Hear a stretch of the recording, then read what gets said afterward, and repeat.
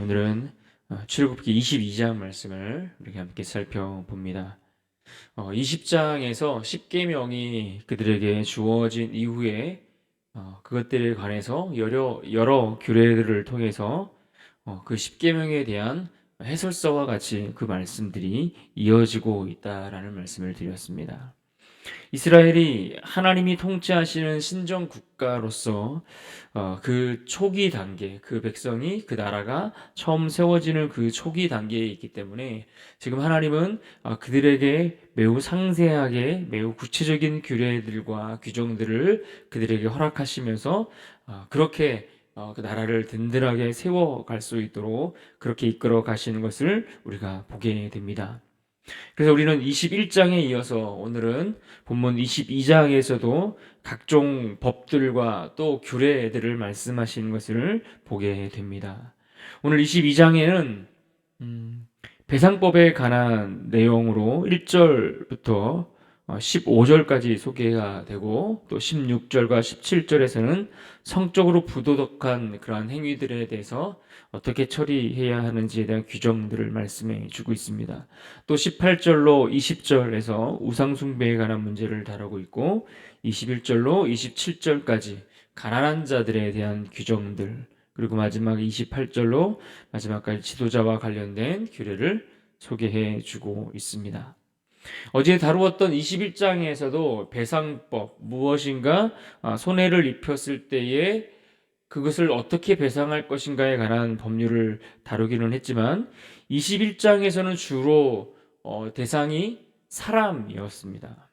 주로 사람에게 피해를 주고 사람에게 어떤 해를 끼쳤을 경우에 그 피해에 대해서, 그 해를 끼친 것들에 대해서 어떻게 배상하고 어떻게 처리할 것인가, 이것이 주가 되어서 그 문제를 다루었다면 21장 마지막 부분 33절부터 시작해서 이제 오늘 본문 22장으로 넘어오면서는 역시 배상법에 관한 이야기를 다루고 있지만 그 대상이 사람이 아니라 사람이 가지고 있는 어떤 재산에 속한 것들, 사람의 어떤 재물에 관한, 그 재산에 관한 어떤 피해를 입혔을 경우에 이 재물들에 대해서 어떻게 배상할 것인가, 어떻게 보상할 것인가, 그 문제를 다루고 그것을 처리하는 것들에 대해서 이야기해 주고 있습니다. 오늘 22장 1절 말씀을 먼저 봅니다.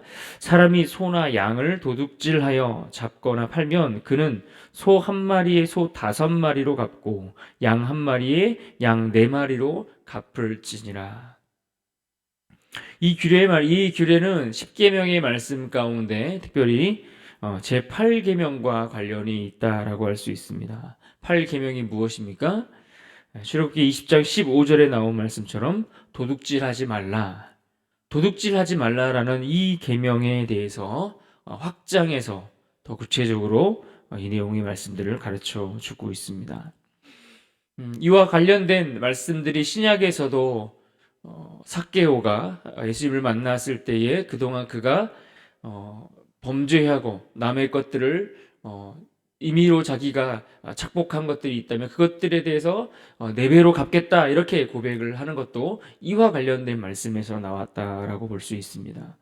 그런 거면 사무엘하 12장에서도 이와 같은 말씀이 나오는데 나단 선지자가 다윗의 어떤 죄를 지적하기 위해서 양을 빼앗아간, 한 마리의 양을 빼앗아간 부자에 관한 이야기를 합니다. 이 부자가 가난한 사람의 양 한 마리를 뺏어갔다. 이제 그렇게 지적을 했더니 그 이야기를 들었던 다윗이 나단에게 어떤 이야기를 했습니까? 사무엘하 12장 6절 말씀이 이렇게 말합니다. 그가 불쌍히 여기지 아니하고 이런 일을 행하였으니 그 양 새끼를 4배나 갚아주어야 하리라 한지라. 그러니까 지금 다윗의 이야기했던 이 말씀도 오늘 본문의 근거에서 했던 이야기라는 것을 우리가 알 수 있는 겁니다.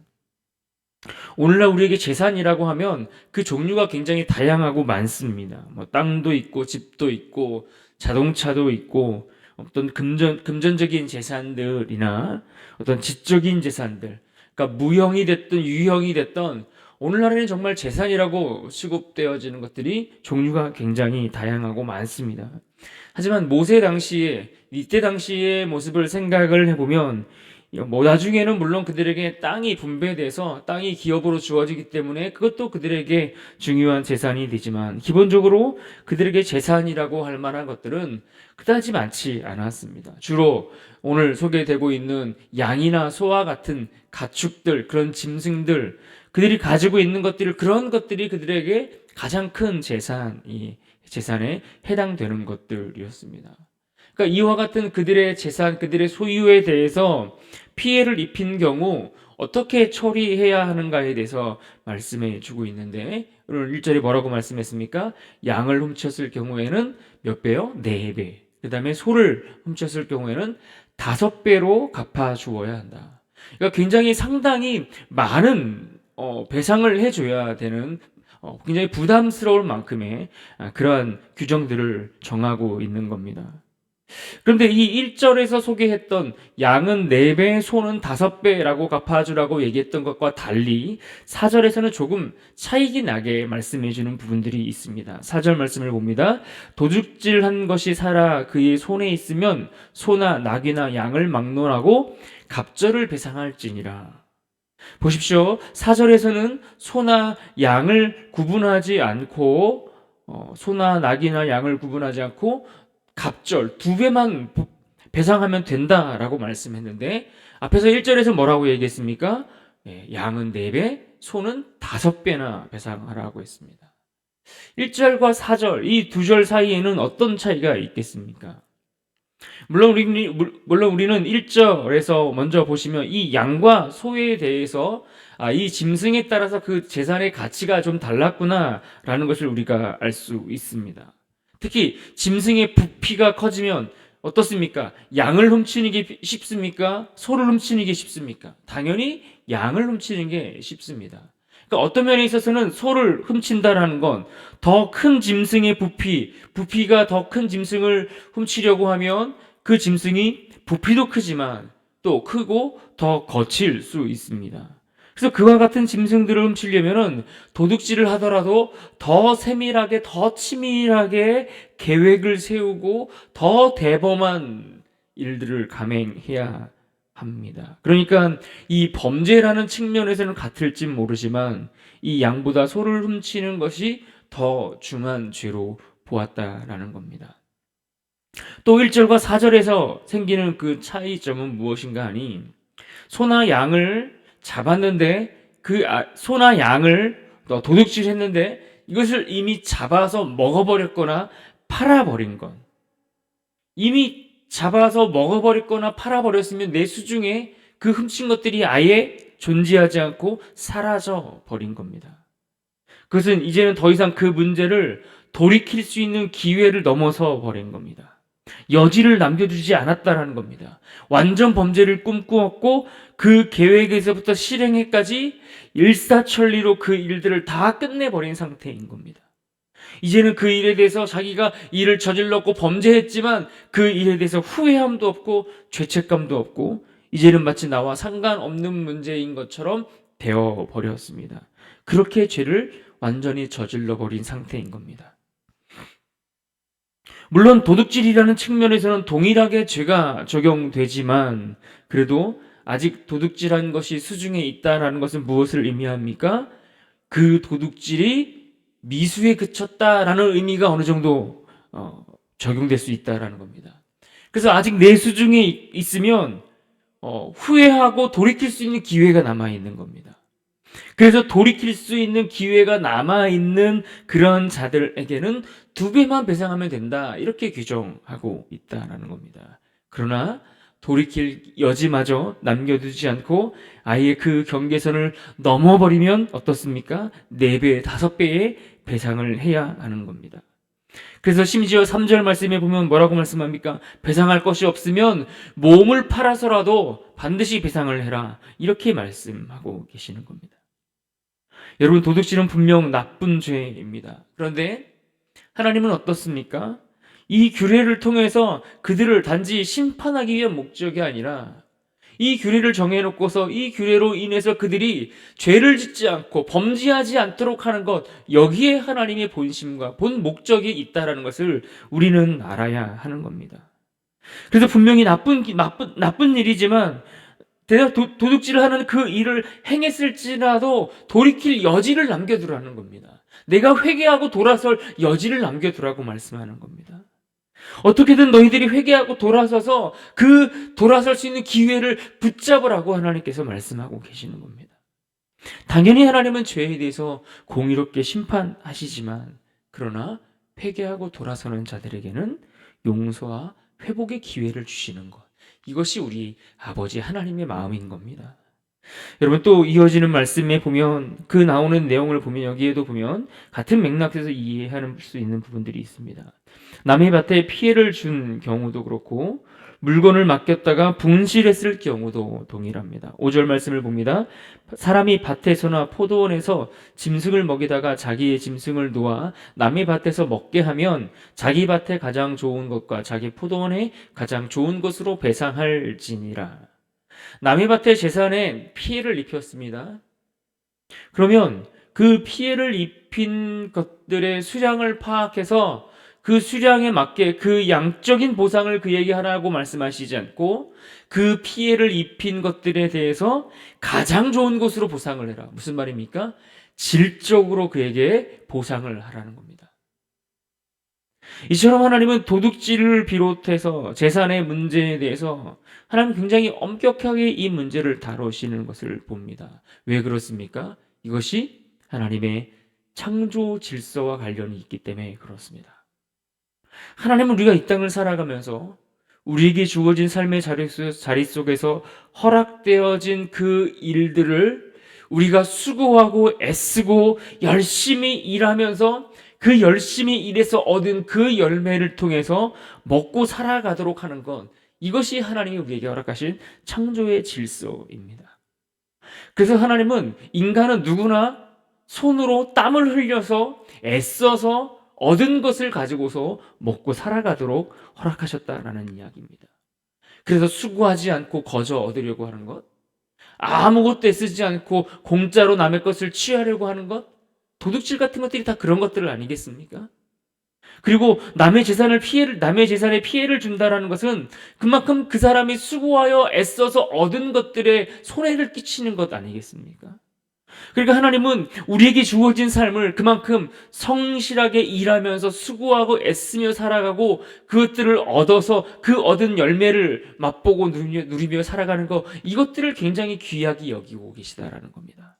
반대로 말하면 수고하지 않고 애쓰지 않고 그렇게 거저 얻으려고 하는 것들, 이것들을 하나님은 악하다라고 말씀하고 계시다라는 겁니다. 그래서 우리가 매일 아침에 일어나서 일터로 나가는 건 얼마나 힘들고 고된 일입니까? 그러나 우리가 일할 수 있다라는 것, 우리가 무엇인가 감당할 수 있는 일이 있다라는 것, 이것이 우리에게 귀하고 감사한 일이라는 것입니다. 그렇게 살아가는 것이 우리에게 참 고된 것처럼 느껴지지만 하나님은 그렇게 살아가는 것이 복된 인생이야 라고 우리에게 가르쳐 주고 있는 겁니다. 그래서 우리가 매일매일 일할 때마다, 우리의 하루하루가 시작될 때마다 그 일할 수 있음에 감사하고, 또 우리에게 주어진 일들에 대해서 기쁨으로 감당하기 위해서 애쓰는 것, 그런 인생으로 살아가기를 우리 하나님은 기대하고 계시는 것입니다.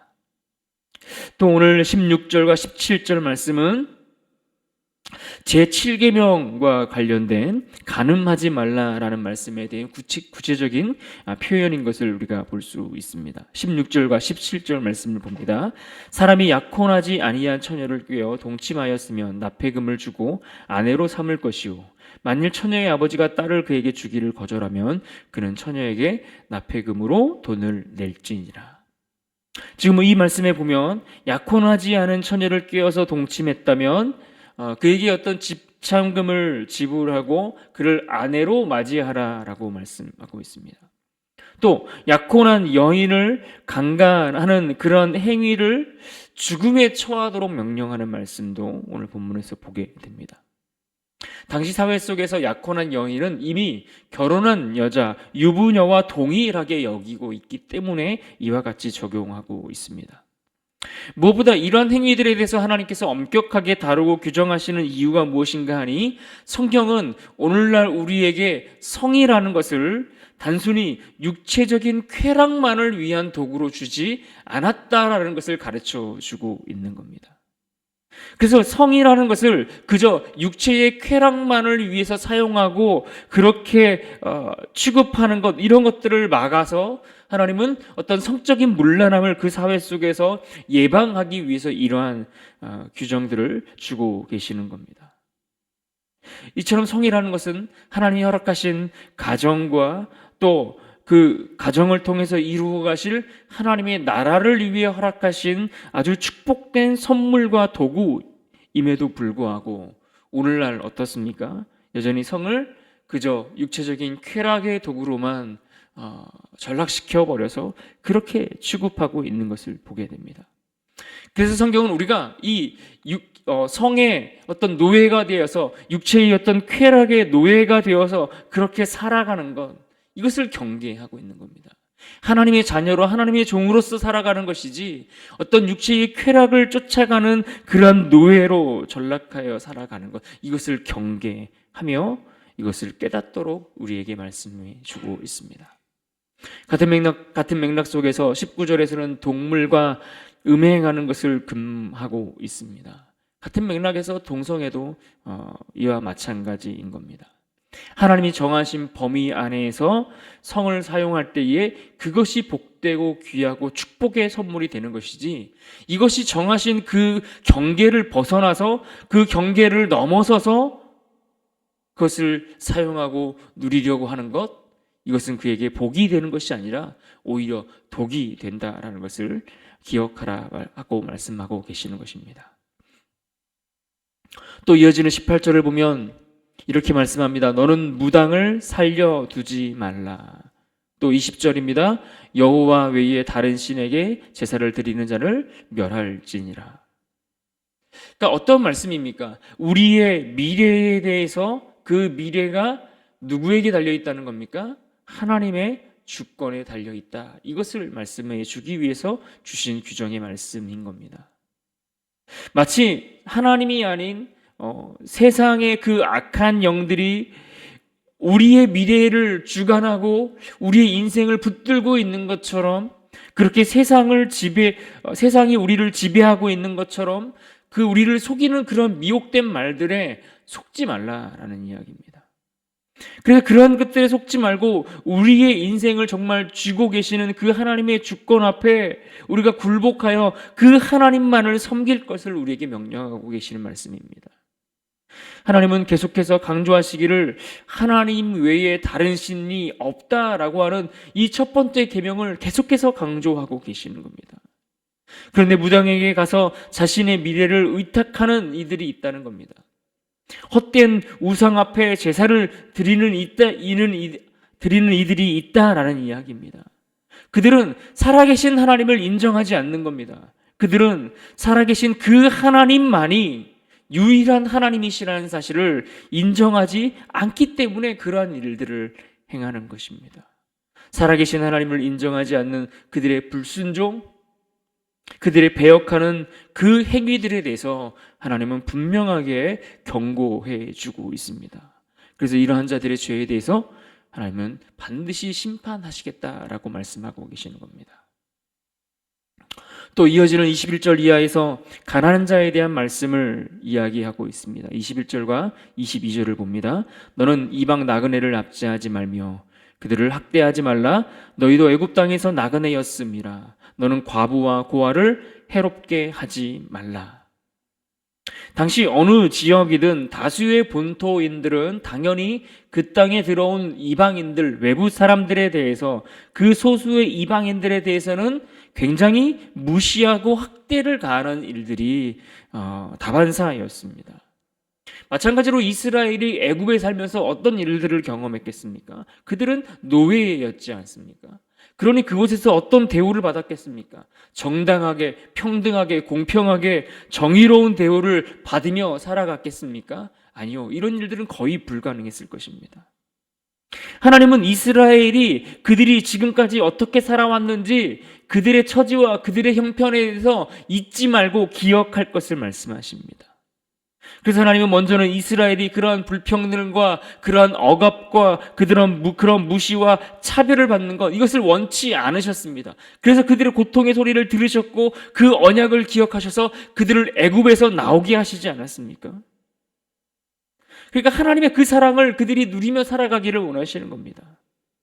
또한 마찬가지로 그 사랑을 받은 이스라엘이라면 그들이 받은 사랑과 마찬가지로 당연히 그 이웃들에게, 그 이방인들을 향해서도 동일한 사랑의 원리를 가지고 그들에게 대하고 그들에게 적용하는 것, 이것이 옳다라고 말씀해 주고 계시는 겁니다. 특히 나그네라고 표현을 하셨습니다. 이 나그네라고 표현된 것은 이스라엘이 지금 머물러 있는 그 땅이 그들이 영원히 거주할 땅이 아님을 말씀해 주고 있는 겁니다. 잠시 머물다가 떠나게 될 거류자라고 표현합니다. 그러한 존재로 표현하신 것처럼 그들은 장차 영원히 거할 약속의 땅이 있다라는 것을 기억하도록 말씀해 주고 있는 내용들입니다. 그럼에도 불구하고 영원히 머물 것처럼 악착같이 무엇인가를 더 취하기 위해 모질게 자기 것을 더 움켜쥐려고 그렇게 살지 말 것을 말씀하고 있는 겁니다. 약속의 땅에 들어갈 차처럼 그들이 주고 있는 것들에 대해서 혹은 다른 사람들에 대해서 좀 더 여유 있게, 좀 더 너그럽게 품위 있는 모습을 가지고 살아가라고 말씀하고 계시는 겁니다.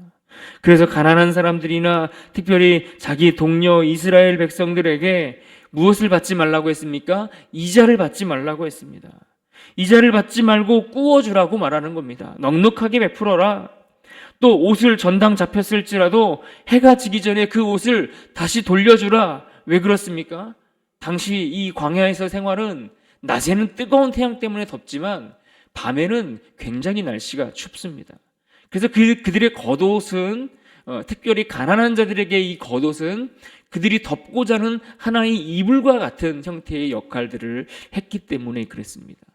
그래서 밤에는 그 저당 잡힌 옷을 돌려주지 않으면 밤새 그 가난한 사람들은 덮을 이불조차 없어서 추위에 떨며 살아가야 하기 때문에 그렇습니다. 그래서 그렇게 저당 잡힌 옷이라 할지라도 너그럽게 해가 지기 전에 그들에게 돌려주어라 라고 말씀하고 있는 겁니다. 26절과 27절입니다. 내가 만일 이웃의 옷을 저당 잡히거든 해가 지기 전에 그에게 돌려 보내라. 그것이 유일한 옷이라. 그것이 그의 알몸을 가릴 옷인즉 그가 무엇을 입고 자겠느냐. 그가 내게 부르짖으면 내가 들으리니 나는 자비로운 자임이니라. 이처럼 하나님은 그렇게 가난한 자들이 그 고통 가운데 있으며 고통하는 그 소리, 부르짖는 소리, 그것을 반드시 들으시겠다라고 말씀합니다. 그래서 하나님의 그 자비로움과 같이 너희도 그 자비로움을 너그럽게 사람들에게 베풀며 살아가라. 하나님은 악인과 의인에게 동일하게 해를 비치시고 또 비를 내리시는 하나님이시다. 그러므로 하나님의 그 마음을 닮은 인생으로 살아가라 라고 말씀해 주고 있습니다. 또 28절입니다. 너는 재판장을 모독하지 말며 백성의 지도자를 저주하지 말지니라. 여기서 이 재판장이라고 쓰여진 이 단어를 보면 실제 원문에는 엘로힘이라는 하나님이라는 뜻의 용어가 사용되었습니다. 그래서 기본적인 의미로는 시편 7편에 나와 있는 말씀처럼 의로우신 재판장, 이러한 의미로 이 본문의 말씀을 이해할 필요가 있습니다. 그래서 이 말씀은 무슨 말입니까? 재판장을 모독하는 행위를 하나님을 모독하는 행위와 같이 여기고 계신다라는 겁니다. 또 백성의 지도자도 마찬가지입니다. 성경은 이처럼 기본적으로 지도자를 하나님으로부터 그 통치권을 위임받은 존재로 여기고 따르고 순종할 것을 말씀하고 있습니다. 왜 그렇습니까? 그들을 통해서 하나님은 그 공동체의 질서를 유지하도록 그 권위를 그들에게 부여하셨기 때문이라는 겁니다. 그래서 우리가 지도자를 뽑을 때 늘 중요한 이유가 이와 같은 이유들 아니겠습니까? 그래서 오늘도 우리가 선거가 있는 날이지만 우리가 나라를 위해서 기도하고 또 신중하게 우리가 뽑아야 하는 이유가 이와 같은 말씀들 때문이기도 합니다. 그러므로 오늘 우리가 말씀을 정리하면서 오늘 말씀 속에서 이 하루를 살아가기 위해 붙들어야 할 말씀이 있습니다. 그것은 21절 말씀을 우리가 함께 붙들기를 원하는데요. 21절의 말씀을 우리 같이 한번 함께 읽도록 하겠습니다. 시작.